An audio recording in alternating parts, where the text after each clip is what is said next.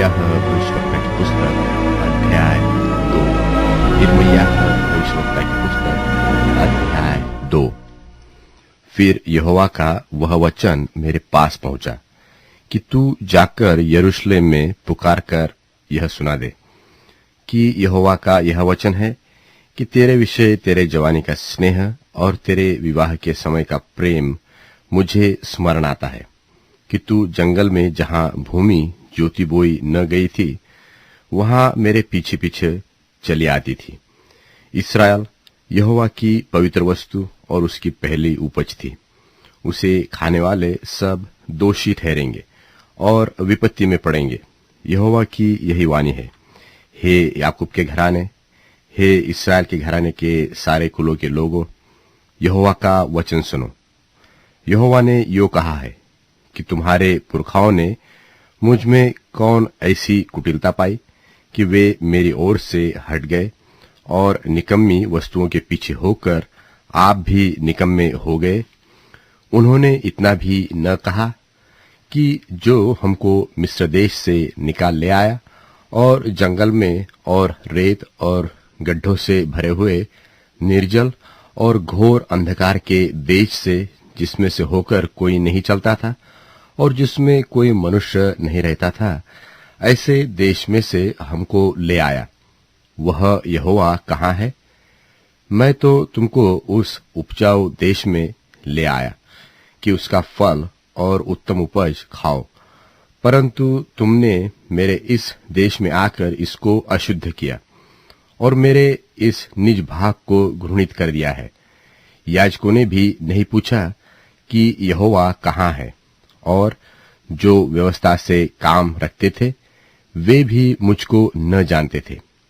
फिर चरवाहों ने मुझसे बलवा किया और भविष्यवक्ताओं ने बाल देवता के नाम से भविष्यवाणी की और निष्फल बातों के पीछे चले। इस कारण यहोवा की यह वाणी है कि मैं फिर तुमसे झगड़ूंगा और तुम्हारे बेटे पोतों से भी झगड़ा करूंगा।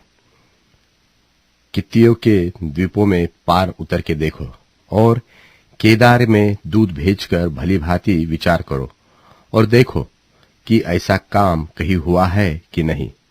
क्या किसी जाति ने अपने देवताओं को, जो परमेश्वर नहीं है, बदल दिया? परंतु मेरी प्रजा ने अपनी महिमा को निकम्मी वस्तु में बदल दिया है। यहोवा की यह वाणी है कि हे आकाश, चकित हो और बहुत ही थरथरा और सुनसान हो जा, क्योंकि मेरी प्रजा ने दो बुराइयां की है। उन्होंने मुझ बहते जल के सोते को त्याग दिया है और उन्होंने हौद बना लिया, वरन ऐसे हौद जो टूट गए हैं और उनमें जल नहीं ठहरता। क्या इस्राएल दास है? क्या वह घर में जन्मा हुआ दास है? फिर वह क्यों लूटा गया है? जवान सिंहों ने उसके विरुद्ध गरजकर नाद किया। उन्होंने उसके देश को उजाड़ दिया है और उसके नगरों को ऐसा फूंक दिया है कि उनमें कोई बसने वाला न रहा, और नोप और तहपन्नेस के निवासी तेरे देश की उपज चट कर गए हैं। क्या यह तेरे ही करने का फल नहीं? क्योंकि जब तेरा परमेश्वर यहोवा तुझे मार्ग में लिए चलता था, तब तूने उसको छोड़ दिया, और अब तुझे मिस्र के मार्ग से क्या काम है कि तू सीहोर का जल पिए, और तुझे अश्शूर के मार्ग से भी क्या काम कि तू महानद का जल पिए। तेरी बुराई ही तेरी ताड़ना करेगी और तेरा भटक जाना तेरे लिए दंड होगा। निश्चय करके देख कि तूने जो अपने परमेश्वर यहोवा को त्याग दिया और तुझे मेरा भय नहीं रहा, यह बुरी और कड़वी बात है। प्रभु सेनाओं के यहोवा की यही वाणी है, क्योंकि युग बीता कि मैंने तो तेरा जुआ तोड़ डाला और तेरे बंधन खोल दिए, परंतु तूने कहा मैं सेवा न करूंगी, और सब ऊंचे ऊंचे टीलों पर और सब हरे पेड़ों के तले तू व्यभिचारिणी का सा काम करती रही। मैंने तो तुझे उत्तम जाति की दाखलता और सच्चाई का बीच करके लगाया था कि तू क्यों मेरे लिए जंगली दाखलता बन गई। चाहे तू अपने को सज्जी से धोए और बहुत सा साबुन भी काम में ले आए, तो भी तेरे अधर्म का धब्बा मेरे सामने पक्का बना रहेगा। प्रभु यहोवा की यही वाणी है। तू क्यों कर कह सकती है कि मैं अशुद्ध नहीं, मैं बाल देवताओं के पीछे नहीं चली। तू तराई में की अपनी चाल देख और जान कि तूने क्या किया है। तू वेग से चलने वाली और इधर उधर फिरने वाली सांडनी है। जंगल में पड़ी हुई और कामातुर होकर वायु सूंघने वाली जंगली गधी जब काम में वश होती, तब कौन उसको लौटा सकता है। जितने उसको ढूंढेंगे वे व्यर्थ परिश्रम न करेंगे, क्योंकि वे उसको उसके कृतु में पाएंगे।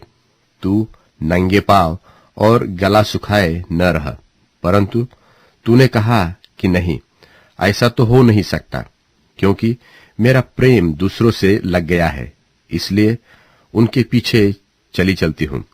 जैसा चोर पकड़े जाने पर लज्जित होता है, वैसा ही इस्राएल का घराना राजाओं, हाकिमों, याजकों और भविष्यवक्ताओं समेत लज्जित होता है। वे कांट से कहते हैं कि तू मेरा बाप है, और पत्थर से कहते हैं कि तूने मुझे जन्म दिया है। इस प्रकार उन्होंने मेरी ओर मुंह नहीं पीठ ही फेरी है, परंतु विपत्ति के समय वे कहेंगे कि उठकर हमें बचा। परंतु जो देवता तूने बना लिए हैं वे कहाँ रहे? क्योंकि हे यहूदा, तेरे देवता तेरे नगरों के बराबर बहुत है। यदि वे तेरी विपत्ति के समय तुझे बचा सकते हैं तो अभी उठे। तुम मेरे संग क्यों वाद विवाद करोगे? तुम सबों ने मुझसे बलवा किया है। यहोवा की यही वाणी है, मैंने व्यर्थ ही तुम्हारे बेटों को दुख दिया, उन्होंने ताड़ना से भी नहीं माना। तुमने अपने भविष्यवक्ताओं को अपनी तलवार से ऐसा काट डाला है जैसा सिंह नाश करता है। हे इस समय के लोगों, यहोवा के इस वचन पर ध्यान दो कि क्या मैं इस्राएल के लिए जंगल व घोर अंधकार का देश बना हूं? मेरी प्रजा क्यों कहती है कि हम जो छोटे हैं सो तेरे पास फिर न आएंगे?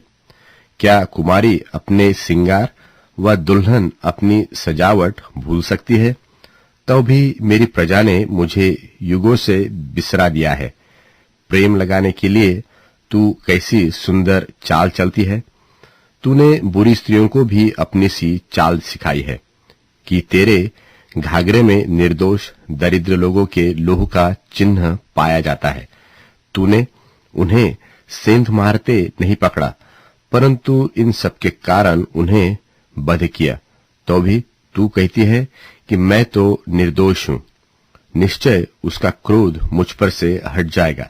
देख, तू जो कहती है कि मैंने पाप नहीं किया, इसलिए मैं तुझसे मुकदमा लड़ूंगा। तू क्यों नया मार्ग पकड़ने के लिए इतनी डावाडोली फिरती है? जैसे अश्शूरियों से तू लज्जित हुई, वैसे ही मिस्रियों से भी होगी।